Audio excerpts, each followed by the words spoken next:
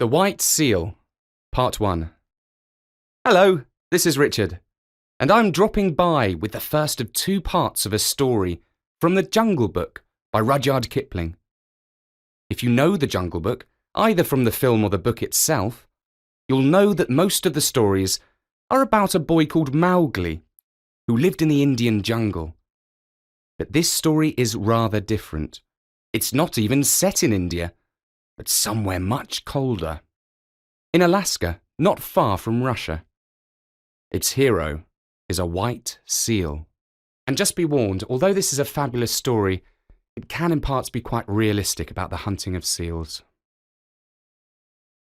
All these things happened several years ago at a place called Novostochna, or Northeast Point, on the island of St. Paul, away and away in the Bering Sea.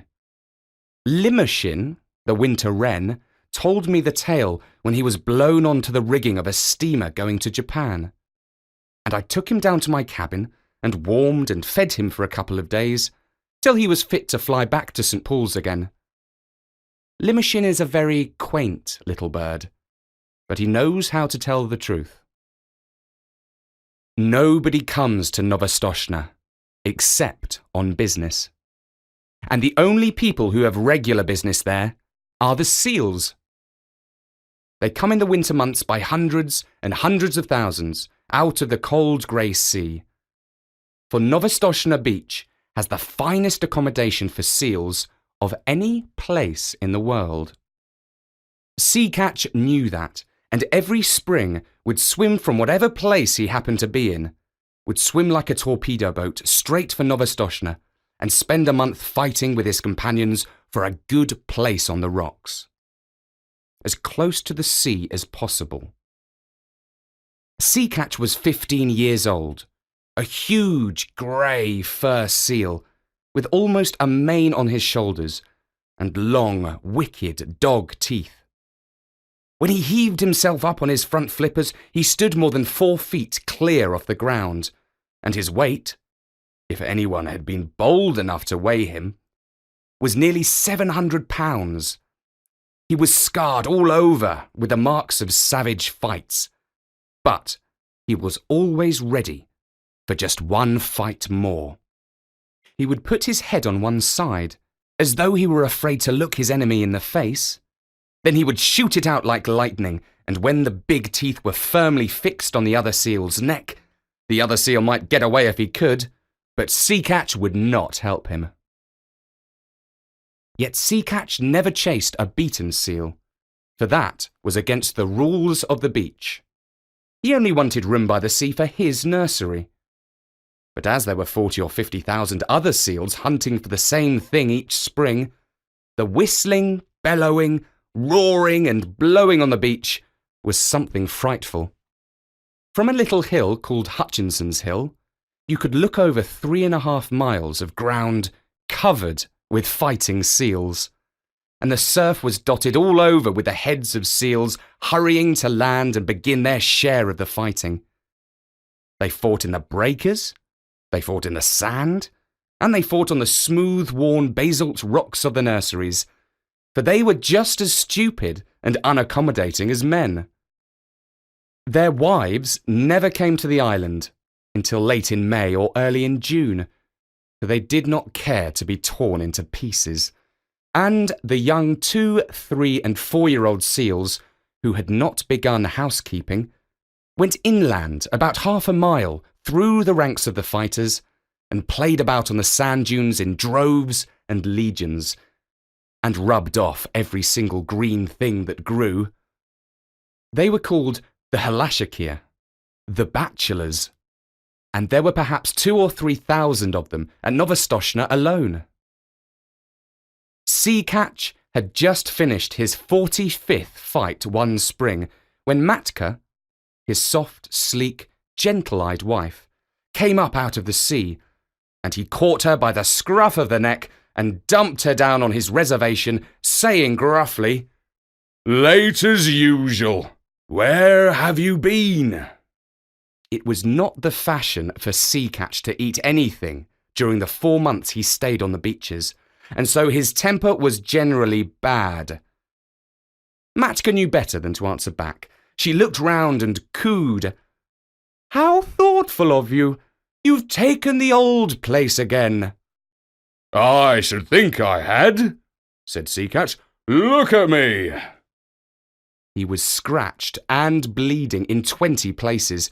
One eye was almost out, and his sides were torn to ribbons. "Oh, you men, Matka said, fanning herself with her hind flipper. "Why can't you be sensible and settle your places quietly? You look as though you had been fighting with the killer whale." "I haven't been doing anything but fight since the middle of May. The beach is disgracefully crowded this season. I've met at least 100 seals from Lukannon Beach. House hunting. Why can't people stay where they belong?" "I've often thought we would be much happier if we hauled out at Otter Island instead of this crowded place," said Matka. "Bah! Only the Holashik here go to Otter Island. If we went there, they would say we were afraid. We must preserve appearances, my dear."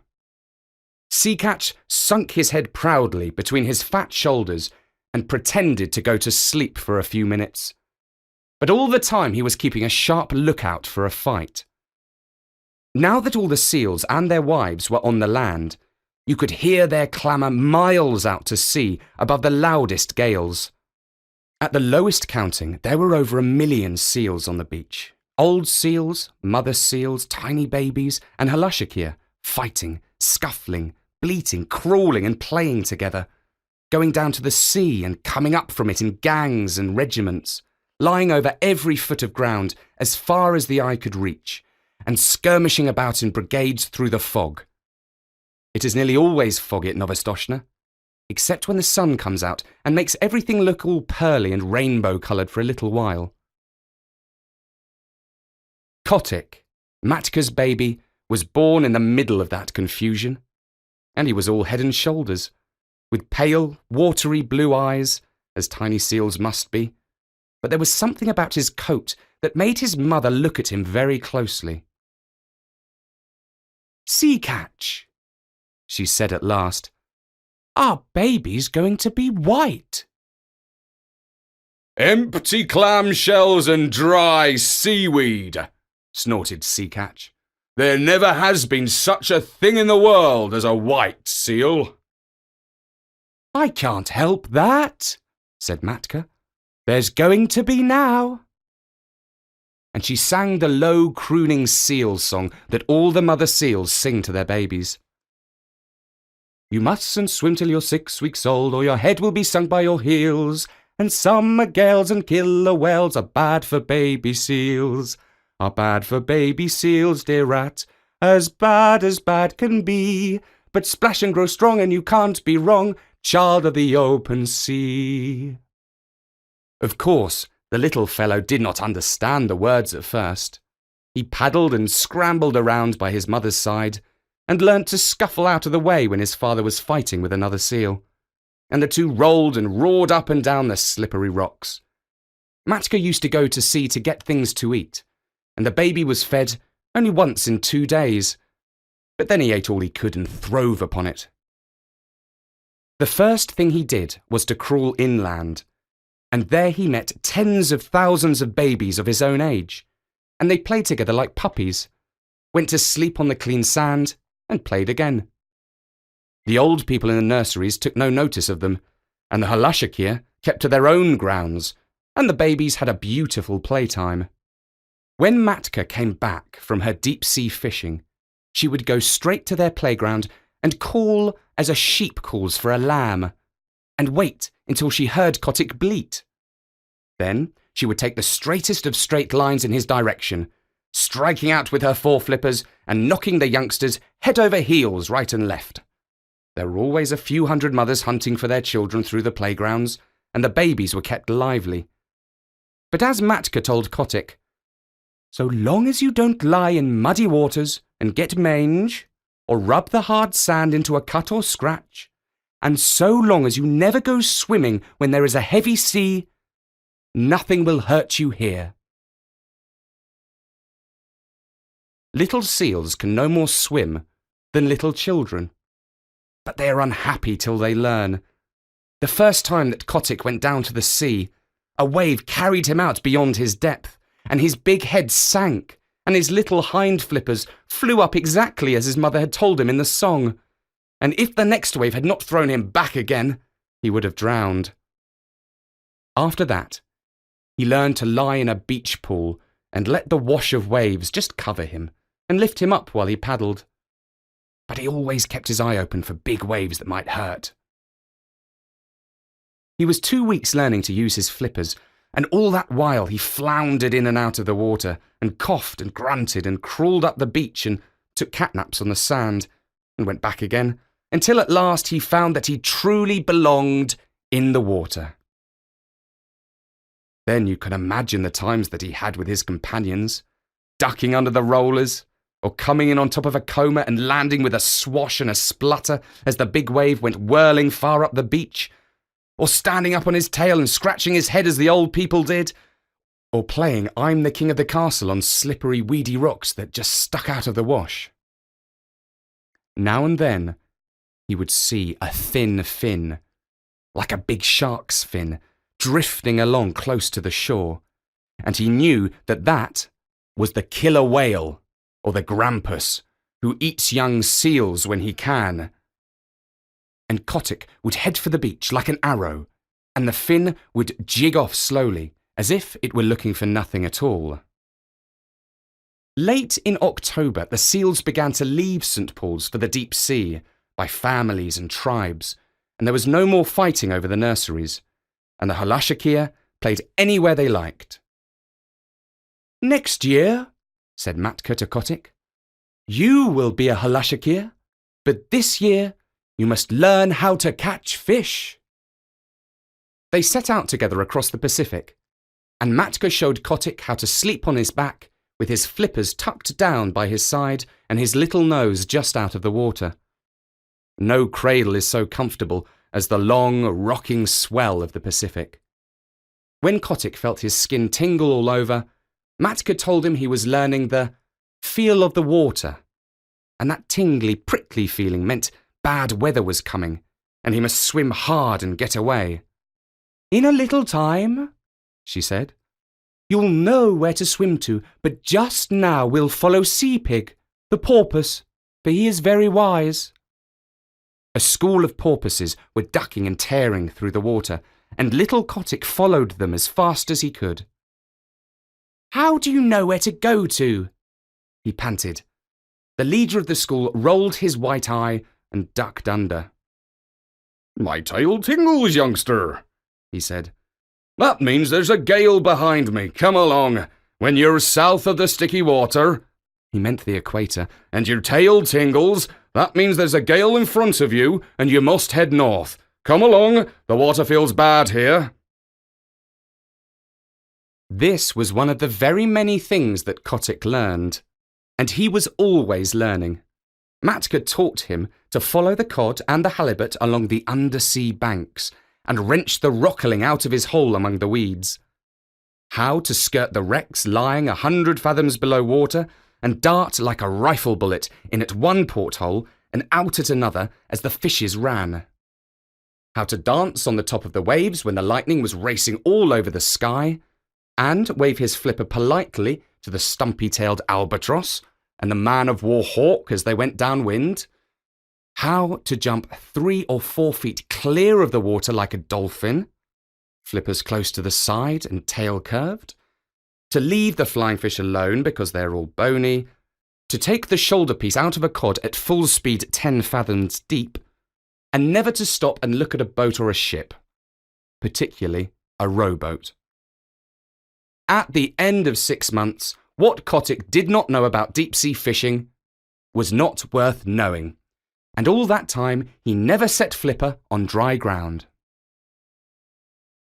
One day, however, as he was lying half asleep in the warm water, somewhere off the island of Juan Fernandez, he felt faint and lazy all over, just as human people do when the spring is in their legs.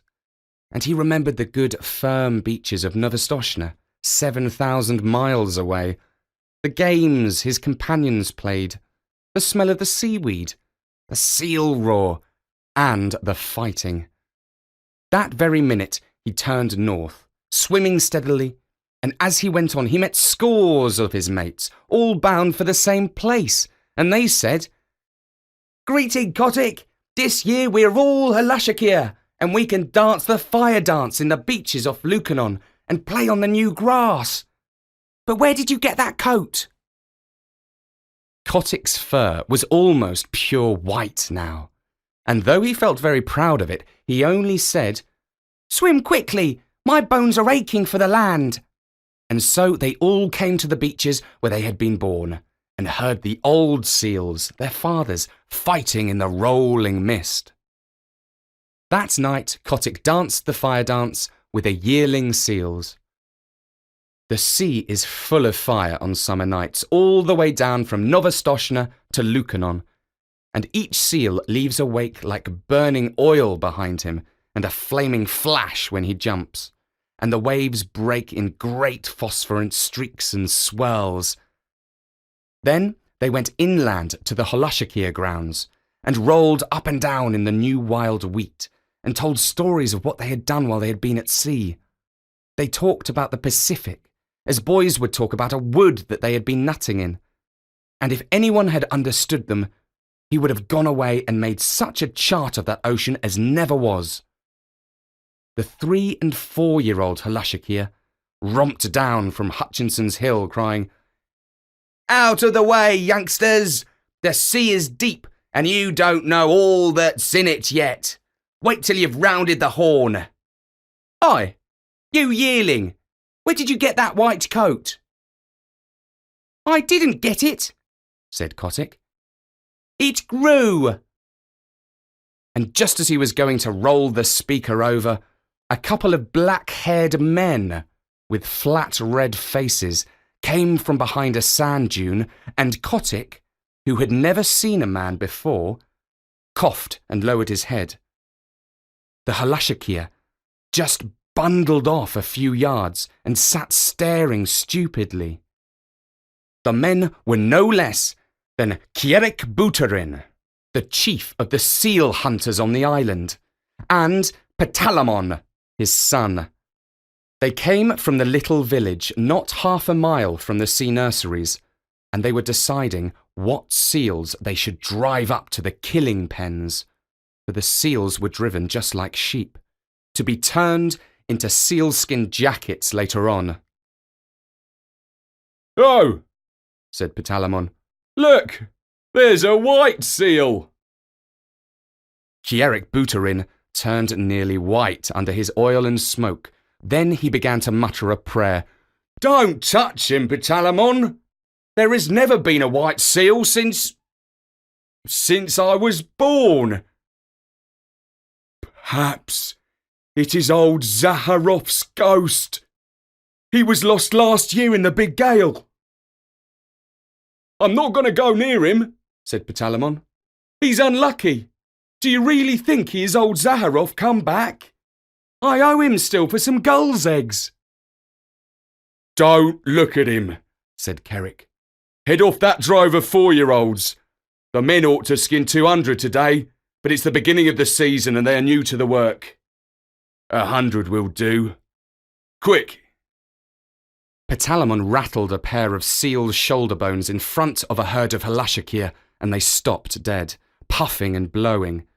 Then he stepped near, and the seals began to move, and Kierik headed them inland, and they never tried to get back to their companions. Hundreds and hundreds of thousands of seals watched them being driven, but they went on playing just the same. Kotick was the only one who asked questions, and none of his companions could tell him anything except that the men always drove seals in that way for 6 weeks or 2 months of every year. "I am going to follow," he said, and his eyes nearly popped out of his head as he shuffled along in the wake of the herd. "The white seal is coming after us," cried Patalamon. "That's the first time a seal has ever come to the killing grounds alone." "Shh! Don't look behind you," said Kerrick. "It's Saharov's ghost. I must speak to the priest about this." The distance to the killing grounds was only 1/2 a mile, but it took an hour to cover. Because if the seals went too fast, Kerrick knew that they would get heated, and then their fur would come off in patches when they were skinned. So they went on very slowly, past Sea Lion's Neck, past Webster House, till they came to the salt house just beyond the sight of the seals on the beach. Kotick followed, panting and wondering. He thought that he was at the world's end, but the roar of the seal nurseries behind him sounded as loud as the roar of a train in a tunnel. Then Kerrick sat down on the moss and pulled out a heavy pewter watch and let the drove cool off for 30 minutes, and Kotick could hear the fog dew dripping off the brim of his cap. Then 10 or 12 men, each with an iron-bound club 3 or 4 feet long, came up, and Kerrick pointed out 1 or 2 of the drove that were bitten by their companions or too hot, and the men kicked those aside with their heavy boots made of the skin of a walrus's throat, and then Kerrick said, "Let go!" And then the men clubbed the seals on the head as fast as they could. 10 minutes later, little Kotick did not recognise his friends anymore, for their skins were ripped off from the nose to the hind flippers, whipped off and thrown down on the ground in a pile. That was enough for Kotick. He turned and galloped. A seal can gallop very swiftly for a short time, back to the sea, his little new moustache bristling with horror. At Sea Lion's Neck, where the great sea lions sit on the edge of the surf, he flung himself, flipper overhead, into the cool water and rocked there, gasping miserably. "What's here?" said a sea lion gruffly, for as a rule, the sea lions keep themselves to themselves. "Scoochny, Ochin Scoochny." "I'm lonesome, very lonesome," said Kotick. "They're killing all the Halushik here on all the beaches." The sea lion turned his head inshore. "Nonsense," he said. "Your friends are making as much noise as ever. You must have seen old Kerrick polishing off a drove. He's done that for 30 years. "It's horrible," said Kotick, backing water as a wave went over him and steadying himself with a screw stroke of his flippers that brought him all standing within 3 inches of a jagged edge of rock. "Well done for a yearling," said the sea lion, who could appreciate good swimming. "I suppose it is rather awful from your way of looking at it. But if you seals will come here, year after year, of course the men get to know of it. And unless you can find an island where no men ever come, you will always be driven." "Isn't there any such island?" began Kotick. "I've followed the Poltoos," the halibut, "for 20 years, and I can't say I've found it yet. But look here. You seem to have a fondness for talking to your betters.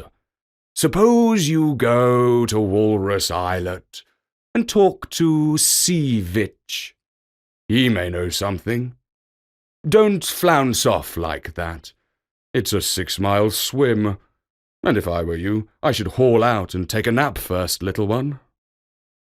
Kotick thought that was good advice, so he swam round to his beach, hauled out, and slept for 1/2 an hour, twitching all over as seals will.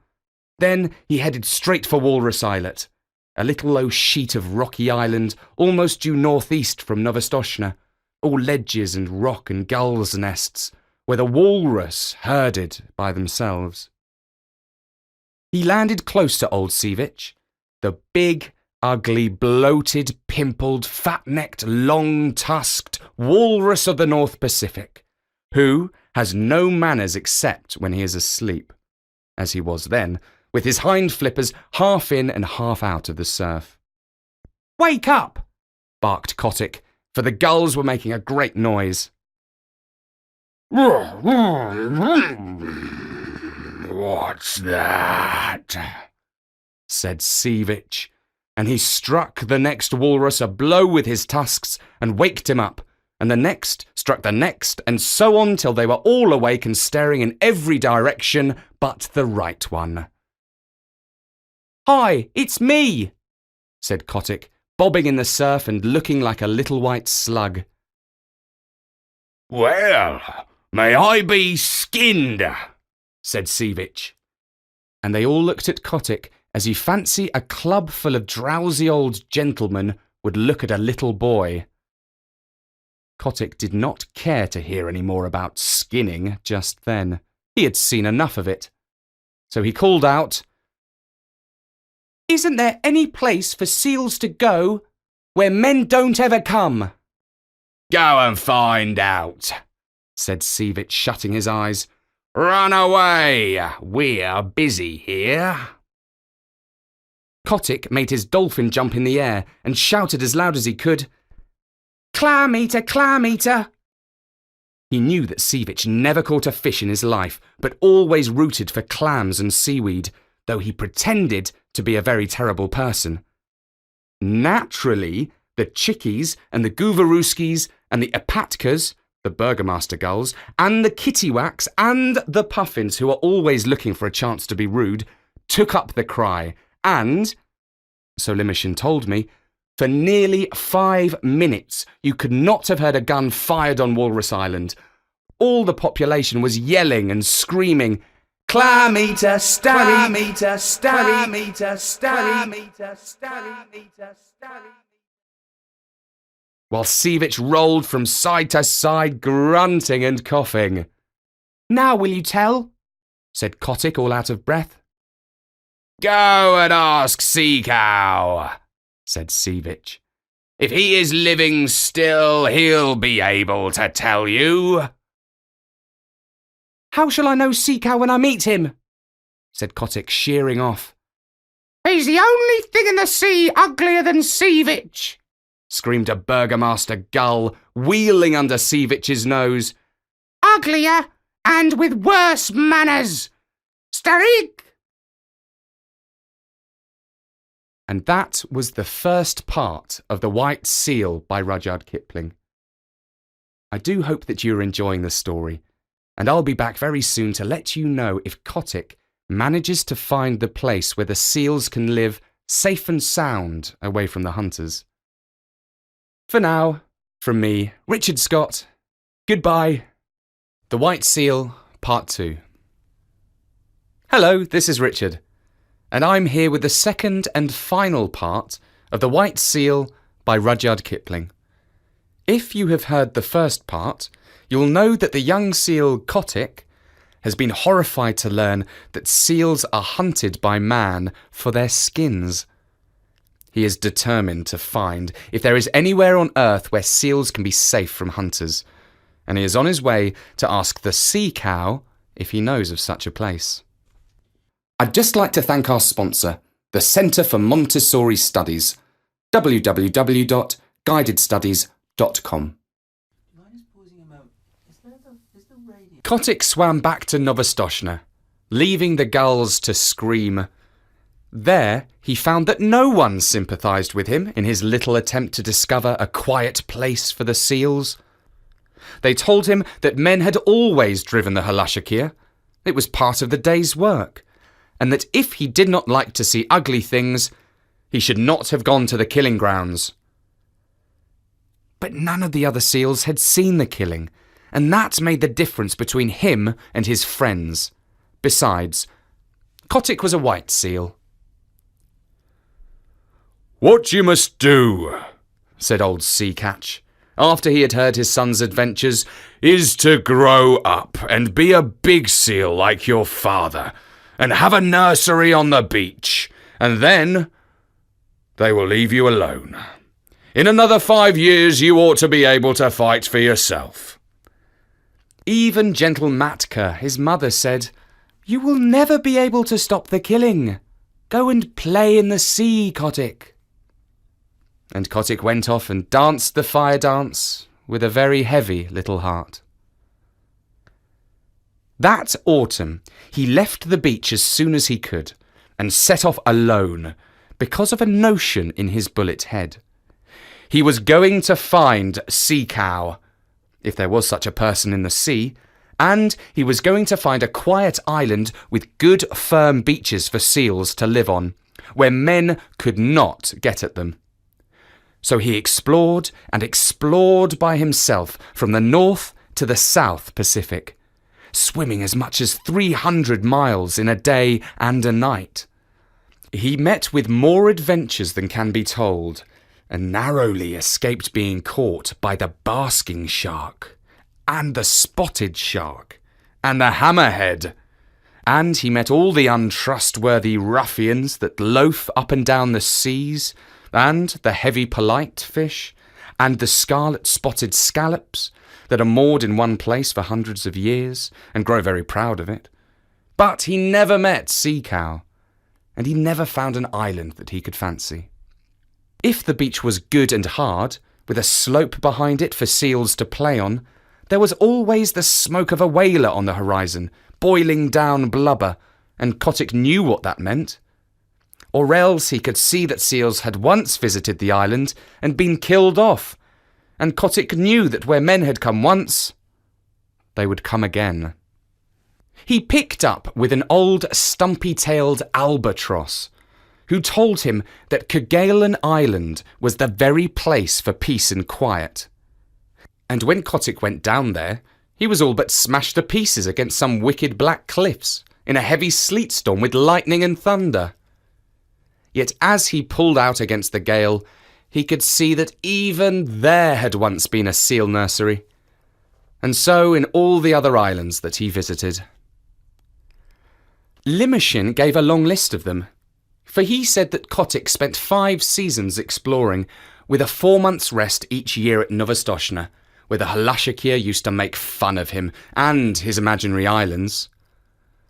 He went to the Galapagos, a horrid, dry place on the equator, where he was nearly baked to death. He went to the Georgia Islands, the Orkneys, Emerald Island, Little Nightingale Island, Goth's Island, Bouvet's Island, the Crossets, and even to a little speck of an island south of the Cape of Good Hope. But everywhere the people of the sea told him the same things. Seals had come to those islands once upon a time, but men had killed them all off. Even when he swam thousands of miles out of the Pacific and got to a place called Cape Corrientes, that was when he was coming back from Goth's Island, he found a few hundred mangy seals on a rock, and they told him that men came there too. That nearly broke his heart, and he headed round the Horn, back to his own beaches, and on his way north he hauled out onto an island full of green trees, where he found an old seal who was dying, and Kotick caught fish for him, and told him all his sorrows. "Now," said Kotick, "I am going back to Novostoshna, and if I am driven to the killing pens with a Halashikir, I shall not care." The old seal said, "Try once more. I am the last of the lost rookery of Massafuera, and in the days when men killed us by the 100,000, there was a story on the beaches that some day a white seal would come out of the north and lead the seal people to a quiet place. I am old, and I shall never live to see that day, but others will. Try once more." And Kotick curled up his moustache, it was a beauty, and said, "I am the only white seal that has ever been born on the beaches, and I am the only seal, black or white, who ever thought of looking for new islands." This cheered him immensely, and when he came back to Novostoshna that summer, Matka, his mother, begged him to marry and settle down, for he was no longer a holashik, but a full-grown sea catch, with a curly white mane on his shoulders, as heavy, as big, and as fierce as his father. "Give me another season," he said. "Remember, mother, It is always the seventh wave that goes furthest up the beach."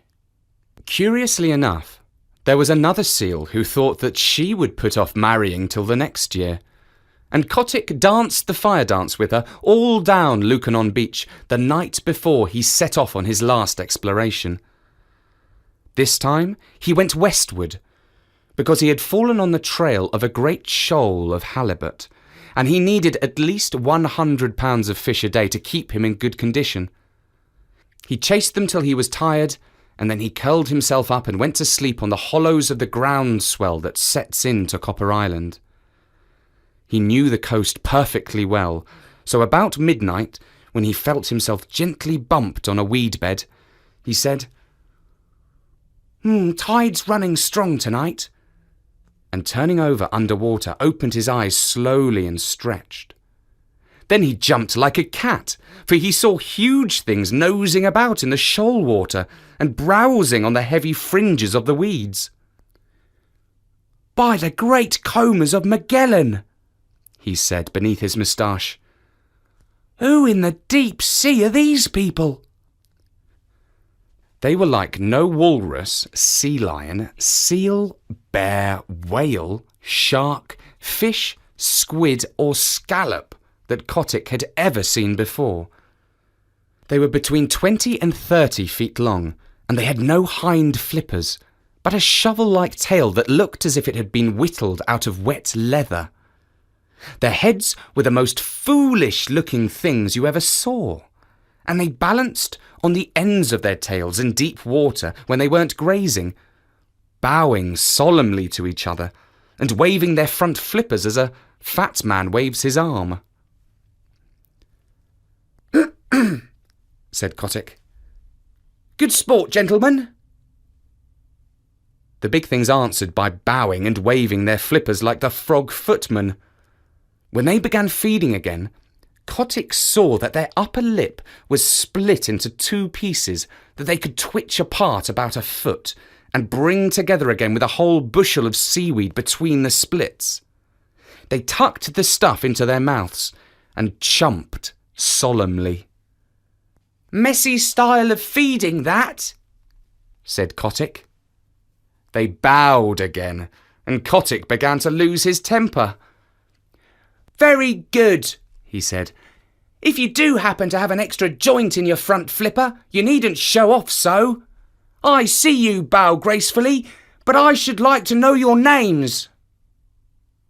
The split lips moved and twitched, and the glassy green eyes stared, but they did not speak.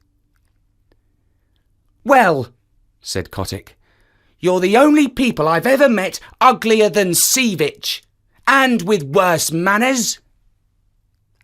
Then he remembered in a flash what the Burgomaster gull had screamed to him when he was a little yearling at Walrus Islet, and he tumbled backward in the water, for he knew that he had found Sea Cow at last.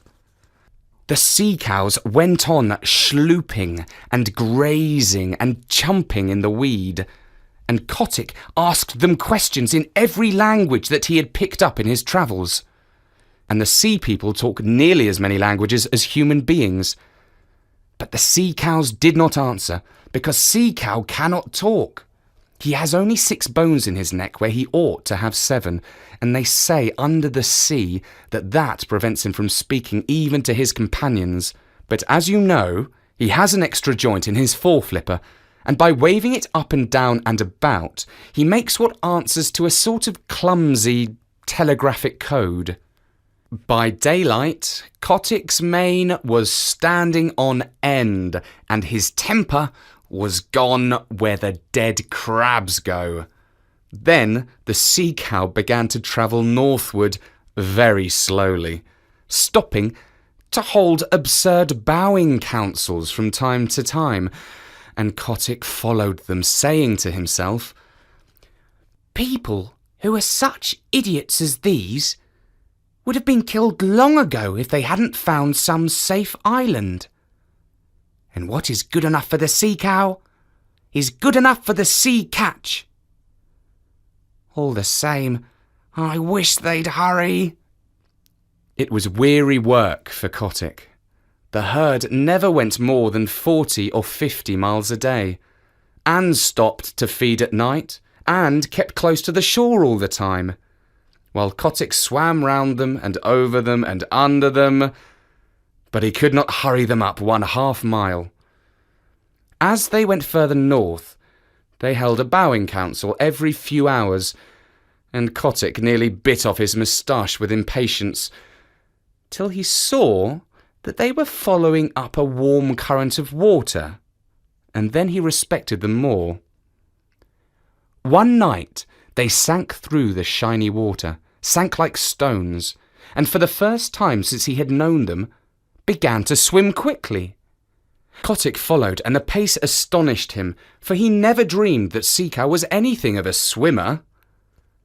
They headed for a cliff by the shore, a cliff that ran down into deep water and plunged into a dark hole at the foot of it, 20 fathoms under the sea.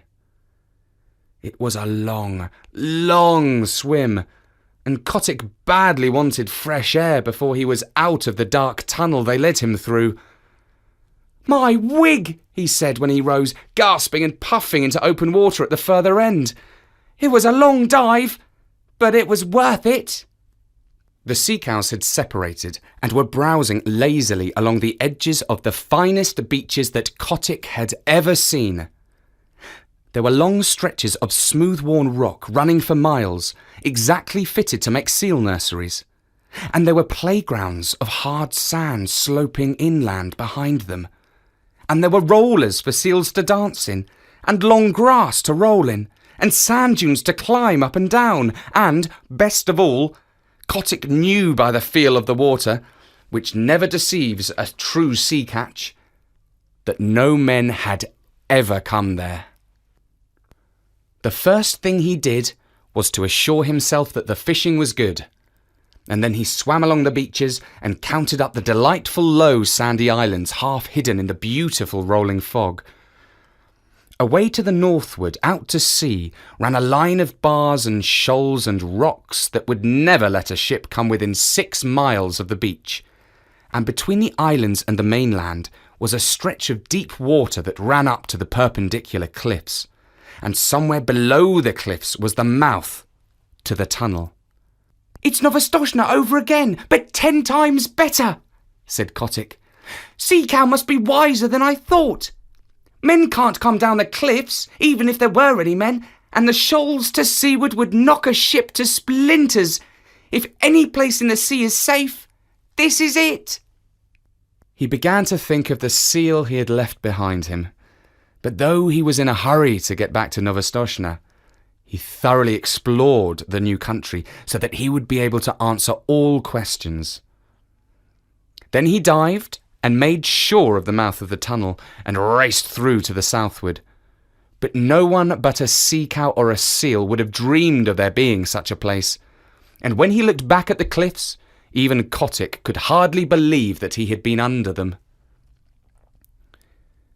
He was 6 days going home, though he was not swimming slowly, and when he hauled out just above Sea Lion's neck, the first person he met was the seal who had been waiting for him, and she saw by the look in his eyes that he had found his island at last.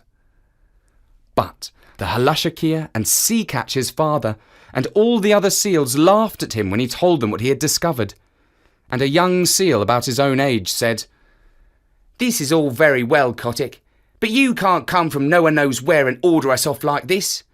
Remember, we've been fighting for our nurseries, and that's a thing you never did. You preferred prowling about in the sea." The other seals laughed at this, and the young seal began twisting his head from side to side. He had just married that year, and was making a great fuss about it. "I've no nursery to fight for," said Kotick. "I only want to show you all a place where you will be safe. What's the use of fighting?" "Oh, if you're trying to back out, of course I've no more to say," said the young seal with an ugly chuckle. "Will you come with me if I win?" said Kotick, and a green light came into his eye, for he was very angry at having to fight at all. Very good, said the young seal carelessly. If you win, I'll come. He had no time to change his mind, for Kotick's head was out and his teeth sunk in the blubber of the young seal's neck. Then he threw himself back on his haunches and hauled his enemy down the beach, shook him and knocked him over. Then Kotick roared to the seals. I've done my best for you these 5 seasons past. I've found you the island where you'll be safe. But unless your heads are dragged off your silly necks, you won't believe. I'm going to teach you now. Look out for yourselves. Limoshin told me that never in his life, and Limoshin sees 10,000 big seals fighting every year, never in all his little life did he see anything like Kotick's charge into the nurseries. He flung himself at the biggest sea catch he could find, caught him by the throat, choked him and bumped him and banged him till he grunted for mercy, and then threw him aside and attacked the next. You see, Kotick had never fasted for 4 months, as the big seals did every year, and his deep-sea swimming trips kept him in perfect condition. And, best of all, he had never fought before. His curly white mane stood up with rage, and his eyes flamed, and his big dog teeth glistened, and he was splendid to look at. Old Seacatch, his father, saw him tearing past, hauling the grizzled old seals about as though they had been halibut, and upsetting the young bachelors in all directions. And Seacatch gave a roar and shouted, He may be a fool, but he is the best fighter on the beaches. Don't tackle your father, my son. He's with you. Kotick roared in answer, and old Seacatch waddled in with his moustache on end, blowing like a locomotive, while Matka and the seal that was going to marry Kotick cowered down and admired their menfolk. It was a gorgeous fight, for the two fought as long as there was a seal that dared lift up his head. And when there were none, they paraded grandly up and down the beach, side by side, bellowing.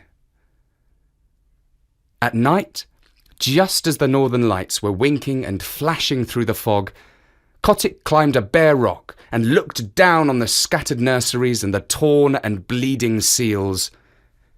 Now, he said, I've taught you your lesson. My wig, said old Seacatch, boosting himself up stiffly, for he was fearfully mauled. The killer whale himself could not have cut them up worse. Son, I'm proud of you, and what's more, I'll come with you to your island, if there is such a place.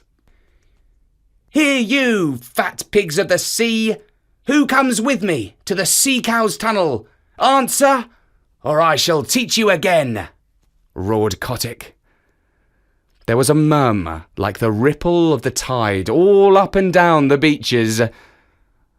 We will come, said thousands of tired voices. We will follow Kotick, the white seal. Then Kotick dropped his head between his shoulders and shut his eyes proudly. He was not a white seal any more, but red from head to tail.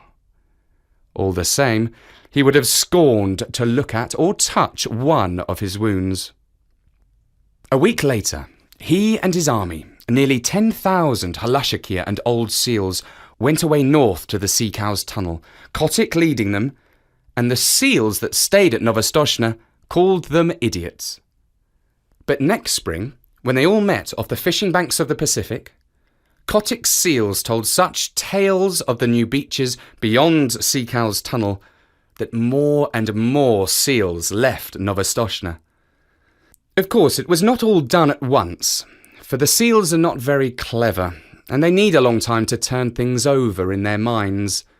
But year after year, more seals went away from Novostoshna and Lukannon and the other nurseries to the quiet, sheltered beaches where Kotick sits all the summer through, getting bigger and fatter and stronger each year, while the Halushakia play around him in that sea where no man comes. And that was The White Seal by Rudyard Kipling. And there is a song that goes with it. I met my mates in the morning, and oh, but I am old, where roaring on the ledges the summer groundswell rolled. I heard them lift the chorus that drowned the breaker's song, the beaches of Lukannon, 2,000,000 voices strong.